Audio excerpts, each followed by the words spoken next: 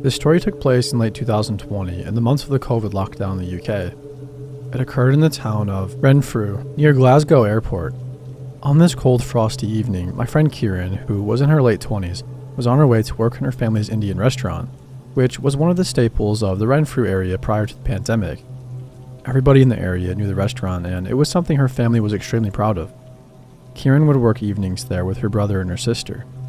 During this time, road closures meant the restaurant could only be accessed from her house via a quieter back road. Her neighbor was a man in his 50s and began renting the next door house to Kieran's family the year before. They didn't really know anything about the neighbor, however. Recently, for the last week or so, it seemed as though he had a house guest. Kieran had noticed this house guest would stare at her in an inappropriate manner when she would be leaving or entering her family house. He made her feel uneasy, and she always felt anxious when she knew he was outside. On this occasion, while she exited the house, he for the first time actually spoke directly to her, and what he said made her skin crawl. "Hey Miss Shahal, my name is Alec. I just want to say you look amazing in those leather trousers you're wearing." Kieran wore these because she felt they kept her warm in the frosty weather. In fact, he said this, and the way he delivered this was inappropriate beyond words, and when she glanced at him, she told me he was looking her up and down like she was a piece of meat. She didn't respond, as she was in shock that this was the first time he had spoken to her, and this is what he said. How the heck can this be the first thing you ever say to someone, he thought. She jumped into her car and felt like she was going to throw up, as he was still glaring at her with a blank expression, and she said it was as though he was incapable of blinking. This felt as though it lasted forever, and it got even worse when she realized she had to defrost the car windscreen and windows. Her parents and siblings were already working at the restaurant, so she had nobody in her house that she could turn to or make her feel safe. She then came to an even worse realization. She didn't have her phone. She sat in the car debating with herself whether to get it or leave it, as she would need it later in the night at the restaurant. She decided she would quickly run in and get it. Kieran jumped quickly out of the car and ran inside, and she realized Alec was not standing there anymore. This filled her with relief, as it meant she wouldn't have to hear another inappropriate comment or see another inappropriate look on him. She unlocked the house and went inside. He was in there maybe 30 seconds, picked up her keys and went to leave again, until she heard a noise near the front door. The house was fairly dark, so this filled her with dread. It didn't seem as though anything was there, so she put this down to nerves after her incident with Alec. Kieran locked up the house and got back in the car. She then began to drive her way to the restaurant. As mentioned, this was out in a quiet area due to road closures, so there weren't many cars around and people weren't out as much due to the pandemic. After driving for about 2 minutes out of the residential area, she realized her car started struggling. She stopped the car, got out, and realized her back left tire was flat. But to her horror, it wasn't just flat, it had been slashed. She had her mobile phone in her hand. A car then seemingly came out of nowhere and came up behind her with its lights on full beam. Kieran was practically blinded by this, and she had to turn away from the lights. After a few seconds, she heard the other car's door slam, and all of a sudden, a strong gloved hand suddenly clamped tightly over her mouth. Kieran said tears began to fill her eyes. The panicked breath coming from her nose was visible in the evening frost. Her lips began to quiver behind the gloved hand, but she was too shocked to even attempt to scream or bite the hand. What happened next was the most terrifying moment of her life. She heard a familiar voice say, "Right, Miss Shahal. Hands behind the back." It was Alec. He was confused, but in her state of shock and fear, Kieran put her hands behind her back, and the gloved hand was removed from her mouth, but was replaced with a rag. Kieran then heard the familiar sound of parcel tape being pulled, and her hands were taped behind her back. Alex then turned Kieran around to face him. She was backed up against the boot of her car. Her eyes were filled with tears as she was forced to look into his eyes. He took the rag out of her mouth and then put a long strip of parcel tape across Kieran's mouth. Kieran began mumbling and pleading against the tape that was gagging her. Alec then leaned down and taped her feet together. As the brown parcel tape was covering her mouth, the breath from her nose looked like steam from a kettle on this now freezing night. Alec walked around to the front of her car and switched the engine off. While he walked to the back of the car, Kieran noticed he hadn't taped her feet together, as well as her hands and mouth, so she managed to kick her legs hard enough to break free. As Alex returned to the back of the car, not knowing Kieran had freed her legs, he was stunned when a swift kick from Kieran, as well as a loud mumbled grunt, connected with his groin area. He screamed and bent over, and then Kieran kicked him as hard as she could in his face, knocking him completely to the ground. Kieran then rubbed the tape from her mouth against her shoulder until it peeled off. She then leaned against her car boot and managed to step backwards, so her taped hands were now in front of her, and she chewed at the parcel tape until they were free. Kieran took a few seconds now that her mouth was free to catch her breath back properly. She then grabbed her phone, which had fallen to the ground when Alex grabbed her. She phoned the police and then her family at the restaurant. Alec was arrested and taken away. He was charged and found guilty of attempted kidnapping and physical assault. It also emerged that Alec was staying in the neighbor's house without his knowledge. Kieran's neighbor had been staying with family because of the pandemic, so Alec had actually been illegally staying there. As you'd probably guess, Alec wasn't his real name. He knew Kieran's name because he'd been looking at her deliveries while they were sitting outside.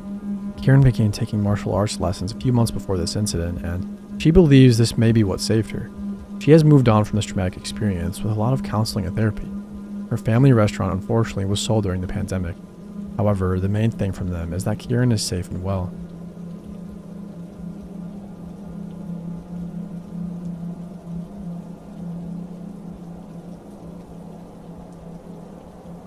Every cop sees something that they will never forget, something that will stick with them for the rest of their life.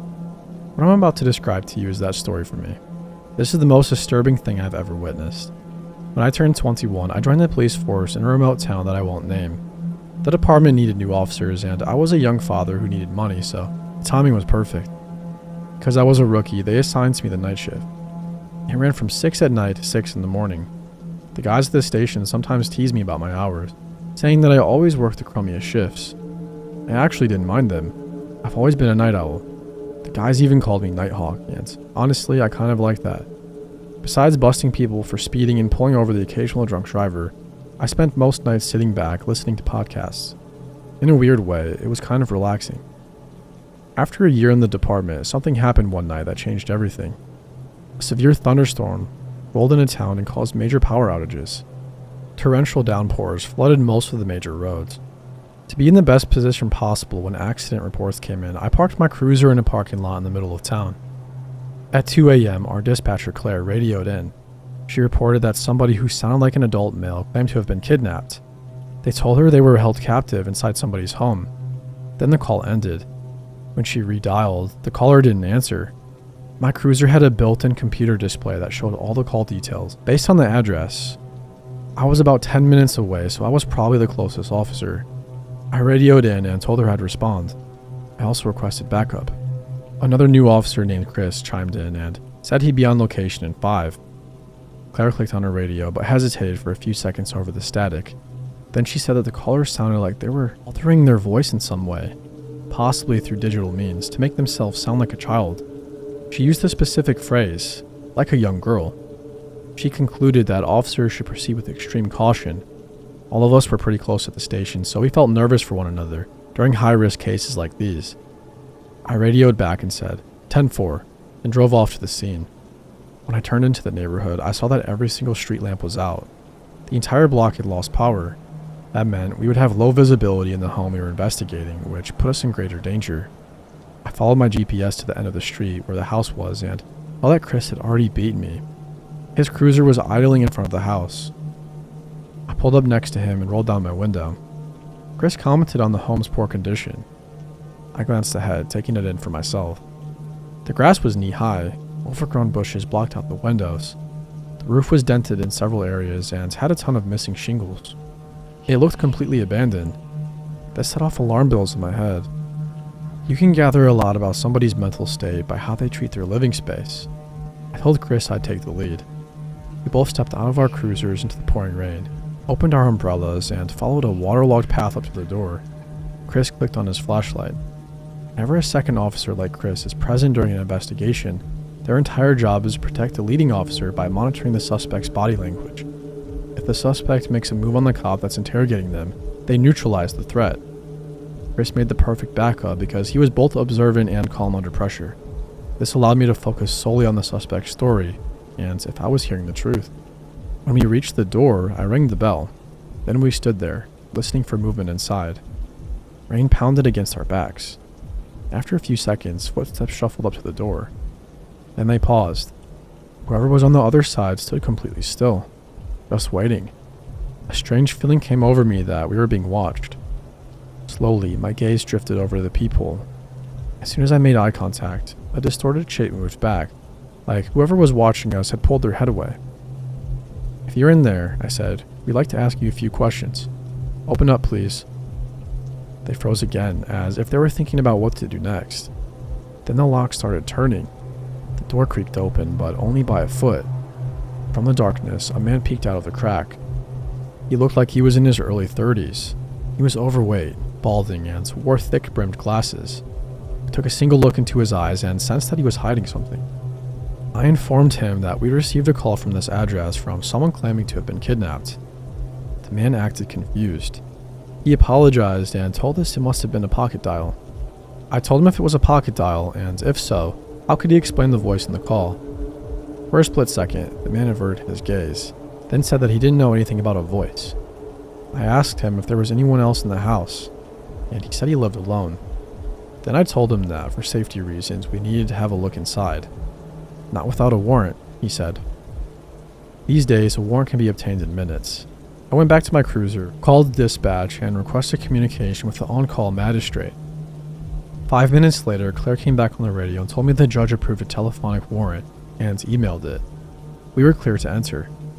I showed the warrant to the man. He reluctantly pulled the door open, and I could see that his hands were visibly shaking. I clicked on my own flashlight and stepped inside. A putrid smell immediately hit me. I scanned around to find the source and saw a hallway straight ahead and a room directly to my right. I shined my light into the room and saw what looked like a living room. It was absolutely disgusting. Piles of clothes and stacks of dirty dishes were spread across the carpet. Cockroaches crawled all over them. A couch that looked like it was pulled off the side of the road sat at an angle against the wall. This man obviously used this room as his living space. I'd seen these sorts of living conditions and drug cases before. When I turned to look back at the man, he shifted uncomfortably. I made a mental note to check for paraphernalia. Once I'd confirmed the house was safe, then I stepped toward the hallway. My foot struck something. I looked down. In the beam of my flashlight, I saw a pink Barbie doll playhouse that I knew I'd seen before. I thought about it and realized I'd bought this exact set for my daughter last year for Christmas. I asked the man if he had kids. He said no, but explained to us that sometimes his nieces came over, so he kept a few toys around for them. Chris and I exchanged a look. No mother in their right mind would allow children into this environment. I told him that this was his last chance to tell me if anyone else was in the house. He assured me there wasn't. I started down the hallway and the man followed, saying that nothing was down there. Chris yanked him back by his arm and ordered him to stay put. The hallway had an open room on either side and closed door at the end, which was probably the basement. I peeked inside the first bedroom. Scanning from right to left, I saw more children's toys and even items like diapers scattered across the floor. In the corner, the dark shape of a person was hunched over. I drew my weapon, only to realize that it was a doll, sagging its head down in a rocking chair. The shock of that visual made my heart pound. I leaned against the door frame and steadied my breathing. Chris asked me what I had seen. Before I could respond, I started studying the doll. It was the largest one I had ever seen, every bit as big as a person, and the man had dressed it in women's clothing. On the bed beside it, ladies' blouses, jeans, and lingerie were folded into neat piles. Each pile was separated by color. Meanwhile, the rest of the house was a pigsty. What was happening in this room felt wrong on many different levels.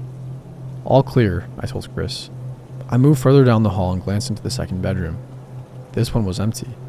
I reached the final door at the end of the hall when, from behind me, the man called and asked if I'd like to see the upstairs instead. I told him yes, but first I was going to see the basement. The man said again that there was nothing down there. I heard Chris tell the man to stay still, which meant he was probably trying to follow me down the hall. The closer I moved into this part of the house, the more agitated he became. I reached for the handle, twisted the knob, and pushed the door open. It squealed on its hinges. A set of wooden steps descended into a pitch-black room. I shined my light down. I could only see the area that surrounded the landing. It looked equally as messy as the upstairs. From deep inside the room, in an area I couldn't see, something rattled. I told Chris that I heard movement. The man responded instead, apologizing to me and Chris over and over again. Even though it was the last thing I wanted to do, I had no choice. The man was lying to us. Somebody was down there. I headed down the staircase. Each step creaked under my weight.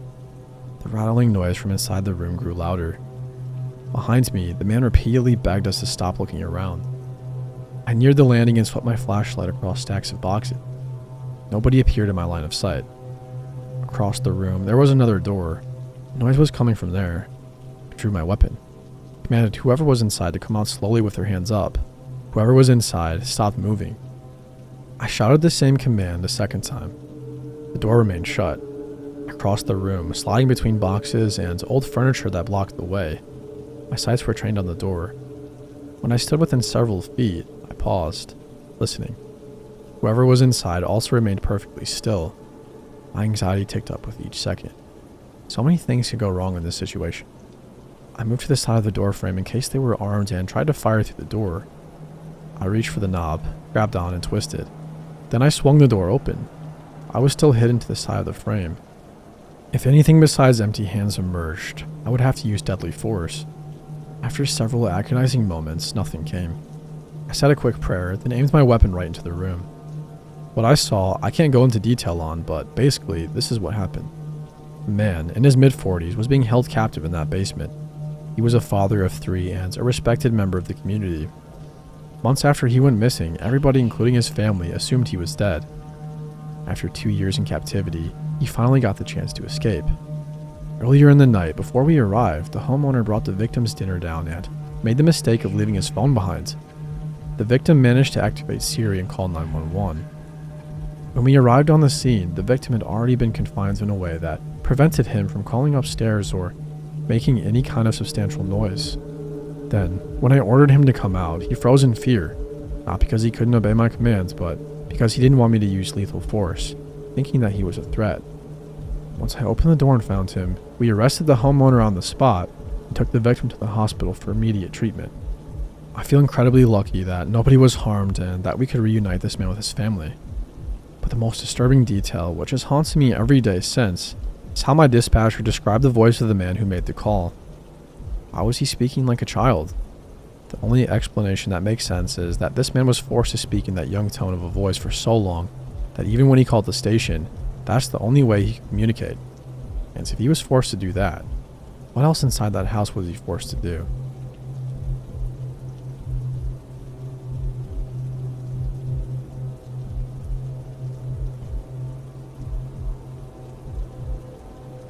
I don't know where to start from here, so I guess I'll just start off by saying what happened at the end of 2017. I was a new student at a small school in November of 2017. The size was around 50 kids in total. Yeah, I know. Small, right? The reason I went there was because the things I was learning in that old school were way too advanced for me. I had to transition to a school where the work was way easier and where I could focus better. It's called the Smith School, and it is based in New York City. It used to be a school for kids who had a criminal history. Now it has changed into a school with kids who have special needs. I was only there for almost a full year, and then I transferred into a bigger school. I was pretty much friends with everybody at that school because the school was so small. I even ended up dating a guy. His name was Kyle Fernandez. I believe that I started dating him in February or March of 2018. The reason why he went to the Smith School is because he got kicked out from his previous school due to selling weed to other students at that school, and one person ended up telling on him. The first 2 to 3 months of dating him, he was nice to me and to the people that went to our school. At the same time, he was also high on drugs for most of the time. I never smoked weed, and I never will. Kyle would also sometimes take me to hang out with his outside school friends. They were also a lot like him, smoking and selling weed and having their pants sag, which would reveal their underwear.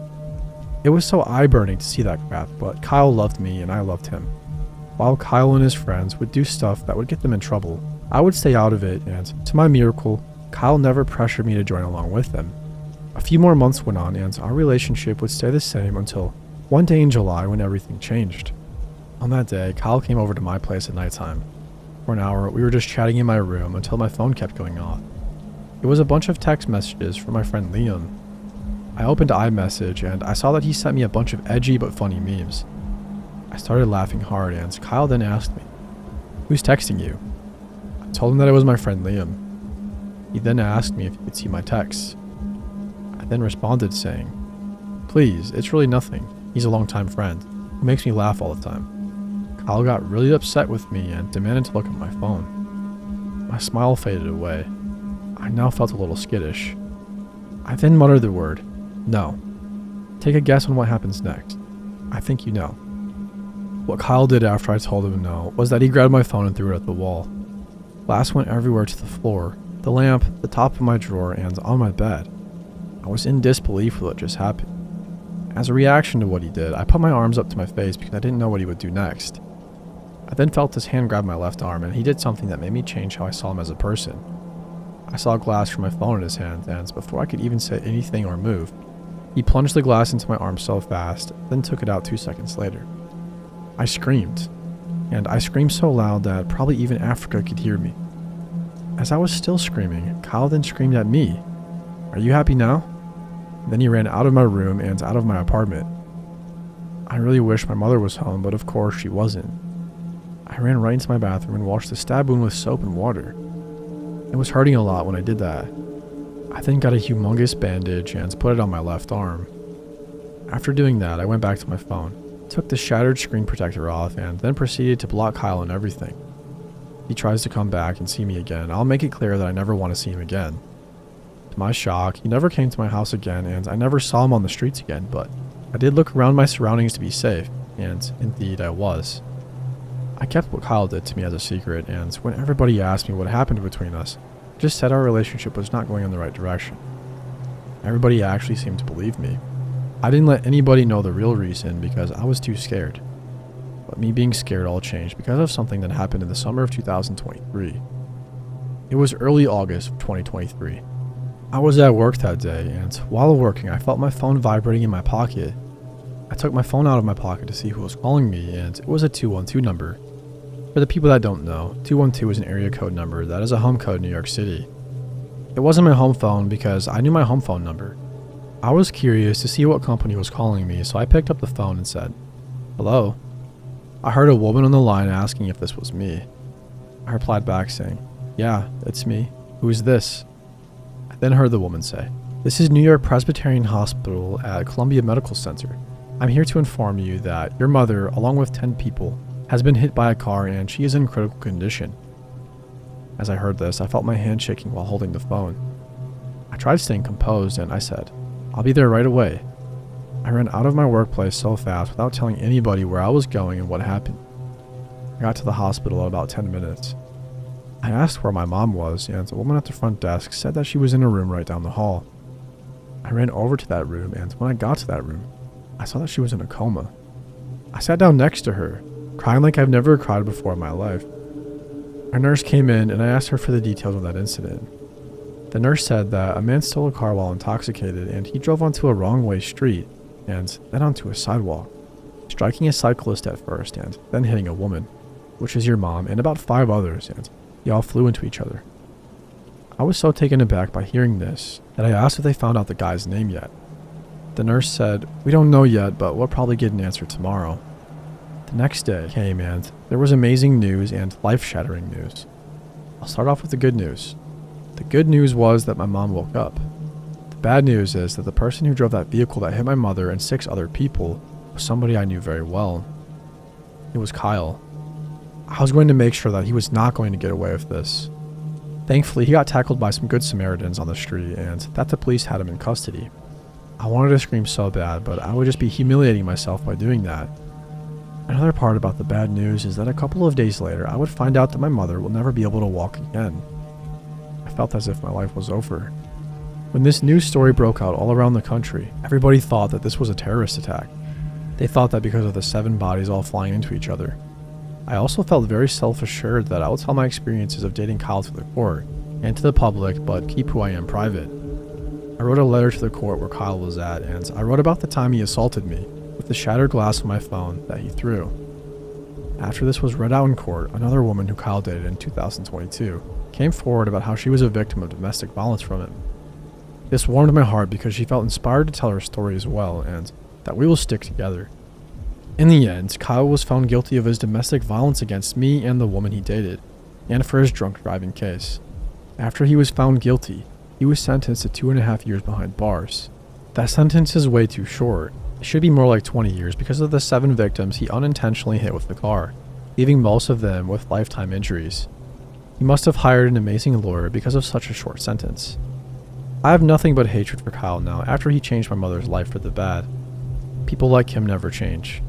I know I might be taking things out of proportion, but I am never going to get over this, and this is how I really feel.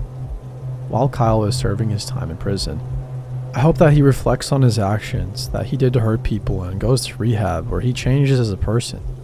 My advice to him is that he needs to move out of New York City, which is a very toxic environment, and start a new life where he helps people instead of hurting people. If anybody is interested, there is a video of Kyle getting tackled online everywhere, and it went viral. The video shows Kyle getting tackled by 3 men and being confronted about what he did. He would deny that he did it, which shows that he's a liar and has no remorse by running away and not even checking up on the people that he hit. For the people living in New York City, when Kyle gets out of prison and you see him on the street, avoid him at all costs because you don't want to be his next victim.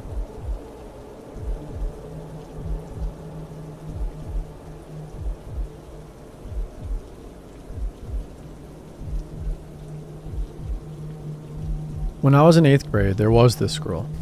I didn't know her name for the longest time. She was quiet, unnervingly reserved, and always seemed to hover on the edges of crowds like she was waiting for someone to acknowledge her, but no one ever did. Until she fixated on me.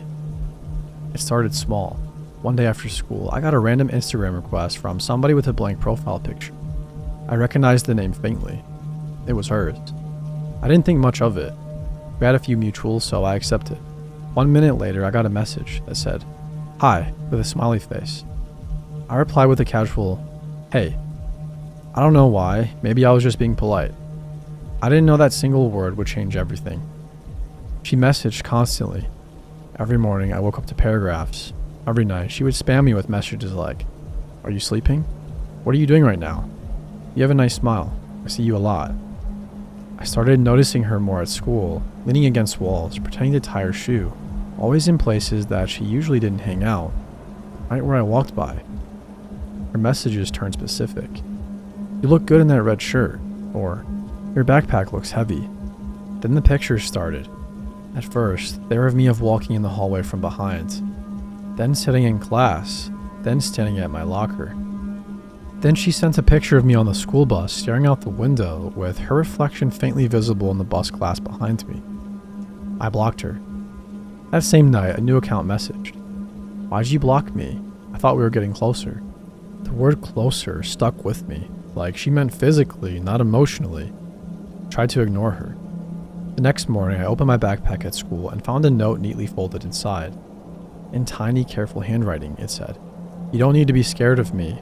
I'm already close." My blood ran cold. I started walking home faster after school. One day, I made the mistake of glancing back. She was there, several feet behind me, walking at the same pace. Not trying to hide, just watching me walk. I ran the rest of the way home. When I looked through the blind, she was standing across the street, staring up at my window. She didn't move for a long time. Then slowly, she lifted her phone and took a picture. That night, she sent it to me on Snapchat, a platform I had never given her. A picture of my house. My bedroom light was on. The caption, "You look lonely." I blocked her again, shaking. But she kept coming back, with new profiles every time. Messages at 3 a.m. telling me how nice my room looked when the curtains were open.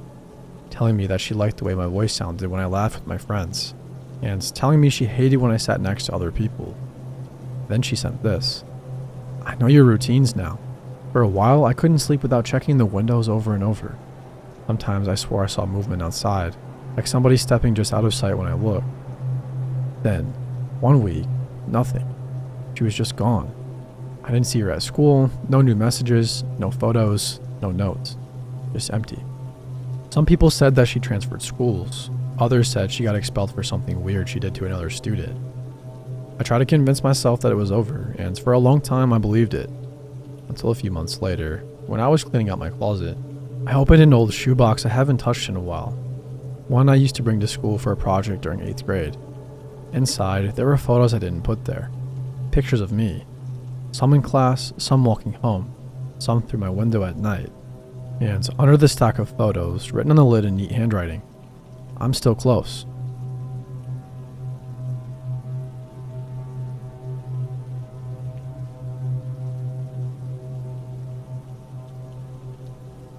So this story isn't mine, but my best friend just reminded me of a horrifying incident he experienced, and hearing it again was chilling. For the sake of simplicity, I'll tell this story from his perspective. Back before I moved to Tennessee, I used to live in Massachusetts. This story takes place in one of the first homes that I lived in. From my experience, this house still comes back to me in my nightmares, even though it was so long ago. When I was 11 years old, one night I was going to bed after my usual routine. In my room, I had this massive walk-in closet. In the closet, there were shelves and racks to hang clothes on both the left and right sides, and straight down the middle was a window. I never thought to lock the window, but I digress. The walk-in was big enough to be another room if you could fit everything you needed right. I would also like to note that I'm a very heavy sleeper. Rarely, if ever, would I wake up in the middle of the night. That night, as I'm sleeping, I remember waking up to the feeling of something pinching my leg. It was one light pinch. I was confused as to what would have done it, but I brushed it off and thought nothing more of it. Maybe it was just my body being weird. A few minutes later, I feel the pinch again. I'm a little bit more aware of it, but still, as a tired child, I still believe my body is being weird. About 5 more minutes goes by, and suddenly, I feel something poke me.